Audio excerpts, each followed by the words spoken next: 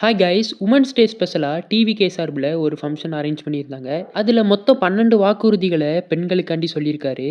இன்னும் நெறைய இருக்கு. ஆனா இந்த ஃபங்ஷன்ல மொத்தம் 12 வாக்குறுதிகள சொல்லியிருக்காரு.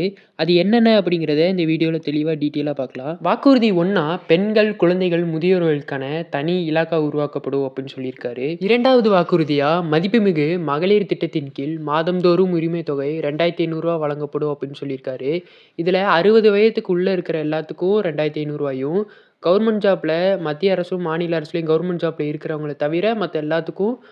2500 குடுக்கப்படும் அப்படின்னு இந்த இதுல சொல்லியிருக்காரு. 3வதா அன்னபூரணி சூப்பர் 6 திட்டம். இந்த திட்டத்தின் கீழ் வருஷத்துக்கு 6 கேஸ் சிலிண்டர்ஸ் கட்டணமின்றி வழங்கப்படும் அப்படின்னு தளபதி சொல்லியிருக்காரு.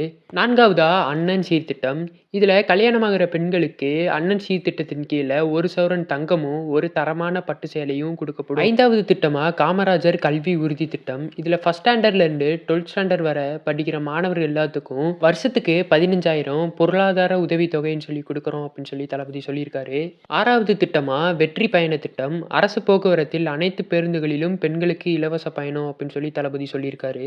7வது வாக்குறுதிகளா பெண்கள், குழந்தைகள் பாதுகாப்புக்காக ராணி வேலுநாச்சியார் படை உருவாக்கப்படும்.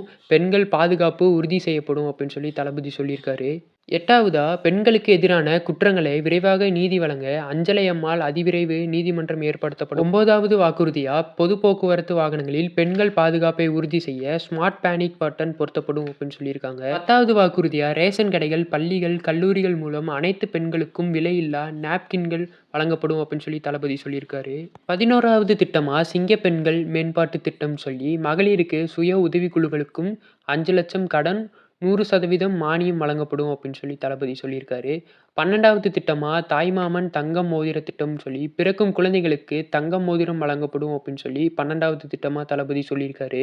இன்னும் பல வாக்குறுதிகள் ரெடி ஆகிக்கிட்டு இருக்கு. அது வரப்போற இதுல தளபதி சொல்லுவாரு. இந்த மாரி தளபதி அப்டேட்ஸ் நம்ம சேனல்ல ரெகுலரா வரும். அதனால மறக்காம நம்ம சேனல சப்ஸ்கிரைப் பண்ணி வச்சுக்கோங்க. பக்கத்துல இருக்க பெல் ஐகானை கிளிக் பண்ணி வச்சுக்கோங்க. நம்ம அடுத்த வீடியோல பார்க்கலாம்.